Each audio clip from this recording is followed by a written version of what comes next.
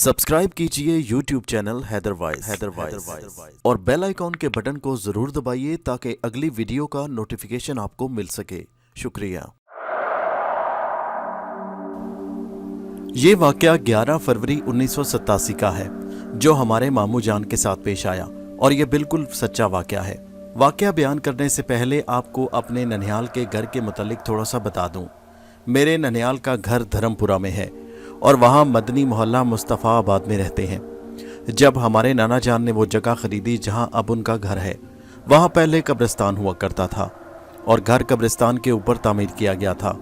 वहाँ पर पहले भी कुछ अजीबो गरीब वाक़यात पेश आए थे। ये तो था मेरे ननिहाल के घर का मुख्तसर तारुफ और अब मैं आता हूँ असल वाक़या की तरफ। ये तो पहले मैं ऊपर बयान कर चुका हूँ कि ये वाक़या 11 फरवरी 1987 का है। उस दिन मेरे सबसे छोटे भाई खुर्रम की सालगिरह थी और धर्मपुरा से सब घर वाले भी आए हुए थे। वो लोग मेरे भाई की सालगिरह से फारिग होकर वापस चले गए। उस वक़्त रात के तकरीबन 11 बजे का वक्त था और सर्दियों की रात थी। लाइट भी गई हुई थी। उसके बाद हम और हमारी नानी जान तकरीबन 15 या 20 मिनट बाद घर रवाना हुए। जब हम घर के करीब पहुंचे तो देखा गली में कोई खड़ा था। हमारी नानी जान ने आवाज़ देकर पूछा कि कौन है, तो आवाज़ आई कि मैं जाहिद हूँ, यानी कि वो हमारे मामू जान थे। उन्होंने कहा कि इधर आए, मैं आपको एक चीज़ दिखाता हूँ। हम सब आगे गए तो क्या देखा, हमारे घर के साथ जो दीवार है उसमें एक ट्यूब लाइट जल रही है। हमें उस वक़्त बहुत हैरानगी हुई कि दीवार के अंदर ट्यूब लाइट कैसे जल रही थी। खैर हमारी नानी जान ने आयतल कुर्सी का विर्द शुरू कर दिया और कहने लगी घर चलो। हमने ऐसा ही किया और घर चले गए। अभी हमें बैठे थोड़ी देर हुई थी कि लाइट आ गई और इसके बाद हमारे रिश्ते के नाना जान भी आ गए। वो आमिल किस्म के आदमी हैं और थोड़ा बहुत अमलियात में भी दिलचस्पी रखते हैं। वो बातों में मसरूफ़ हो गए।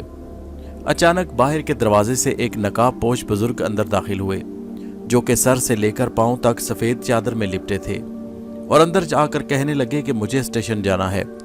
उस बुजुर्ग को देखकर हम सब हैरान रह गए कि वो मुकम्मल तौर पर सफ़ेद चादर में थे। बिल्कुल ऐसे लग रहा था जैसे कोई मुर्दा कब्र से निकल आया हो। उन्होंने फिर अपना सवाल दोहराया कि मुझे स्टेशन जाना है। तो मेरे मामू जान ने कहा कि यहाँ से कोई रास्ता नहीं जाता, लेकिन हैरान कुछ ये बात थी कि उसने कहा कि तुम्हारा एक और दरवाज़ा है जो बाहर को खुलता है। मामू जान को गुस्सा आ गया।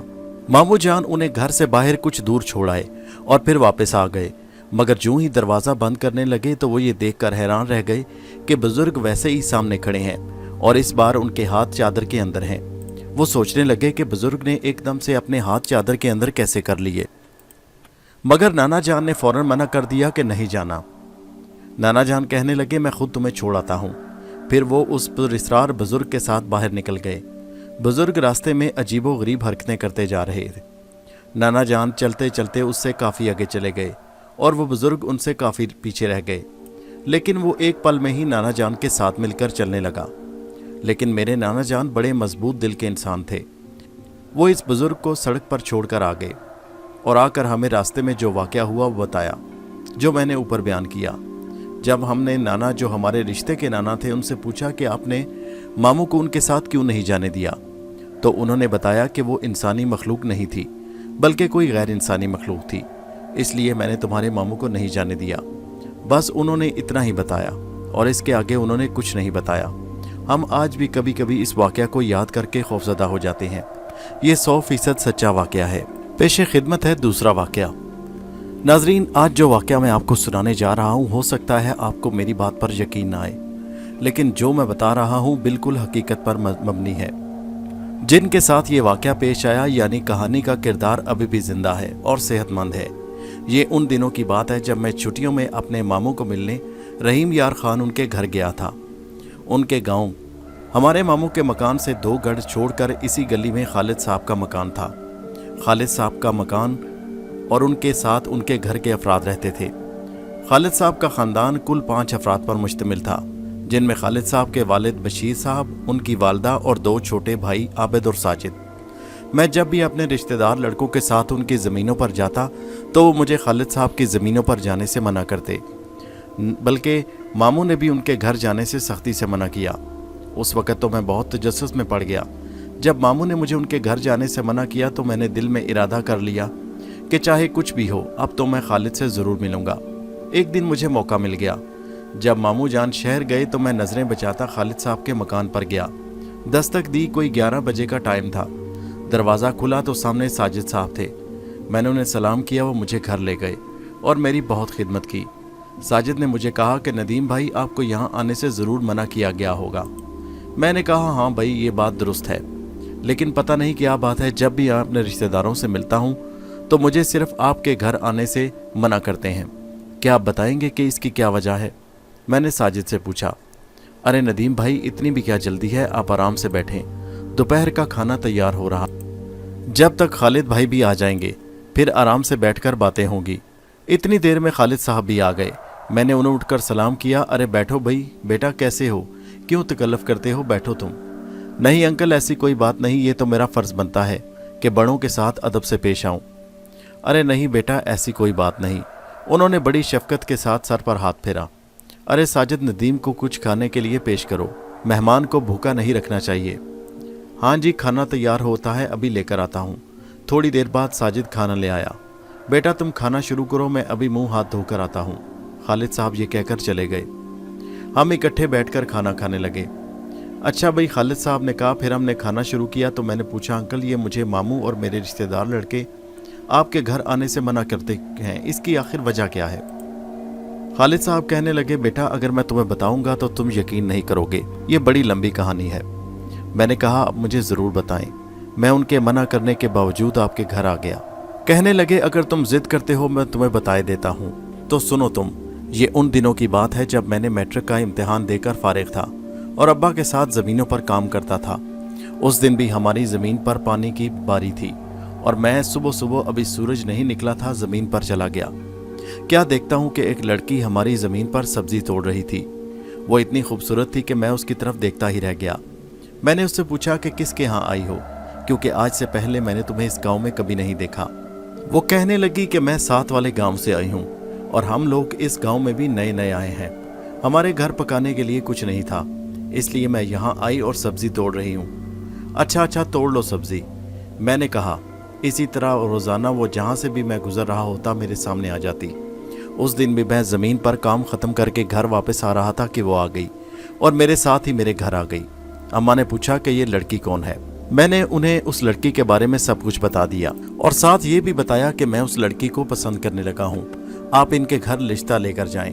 फिर मेरे वालिदैन उनके यहाँ रिश्ता लेकर गए, हमारी शादी हो गई। दिन हंसी खुशी गुजर रहे थे। सारा दिन मैं ज़मीनों पर काम करता और शाम को जब घर आता तो सारी थकन दूर हो जाती। मेरे अब 4 बच्चे थे। एक दिन मैं घर आया, दोपहर का वक्त था। मैंने खाना खाने के लिए कहा। जब मैं अपने कमरे की खिड़की के पास पहुंचा तो मुझे अंदर से आग नजर आई। मैंने कहा, सालन तो बाहर गर्म होता है, फिर ये अंदर आग कैसी है? जब मैं खिड़की के पास पहुंचा तो मेरी ऊपर की सांस ऊपर और नीचे की सांस नीचे रह गई, क्योंकि मेरी बीवी के दोनों हाथों में हंडिया थी और उसने पाँव के ऊपर रखी हुई थी हंडिया, और उसके पाँव से आग निकल रही थी और हंडिया गर्म हो रही थी।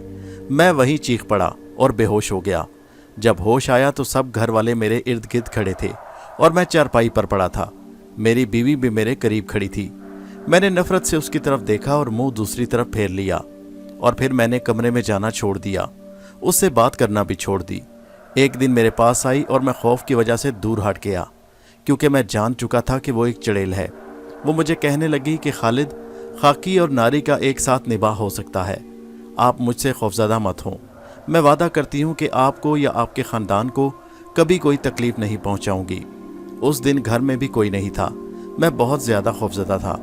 मैंने उससे कहा कि तुम हमें छोड़कर चली जाओ, फ़ौरन चली जाओ, मैं तुम्हारे साथ नहीं रहना चाहता।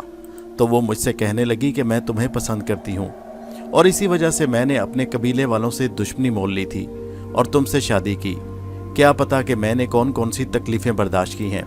अगर मैंने किसी को नुकसान पहुँचाना होता तो अब तक मैं बहुत कुछ कर चुकी होती। मैंने उसकी बात सुनी और फिर भी मैंने कहा कि मैं तुम्हारे साथ नहीं रहना चाहता, तुम इसी वक्त यहाँ से चली जाओ।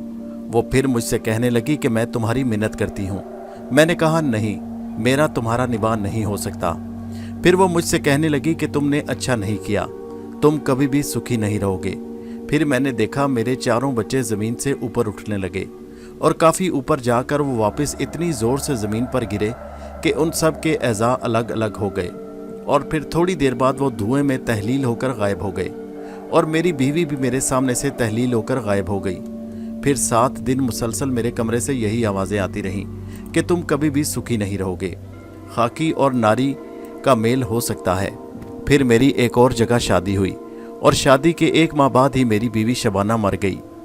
आज मैं पछता रहा हूँ कि काश मैं उसकी बात मान लेता। फिर ये कहानी पूरे गांव में मशहूर हो गई कि हमारे घर चुड़ैलें रहती हैं और इसी वजह से हमारे घर कोई नहीं आता। मैंने बहुत से आमिलों से भी राब्ता किया। अब कहीं जाकर थोड़ा बहुत सुकून है, क्योंकि हमारी वजह से बहुत से घरों के जानवर मर गए। अभी 2 साल पहले तुम्हारे मामू की भैंस अच्छी थी, जो खाना यानी चारा खाते हुए गिरकर मर गई। ये कहानी है बेटा नदीम इस घर की। खालिद साहब की बात सुनकर मुझे उनके घर बैठे बैठे खौफ भी बहुत आया।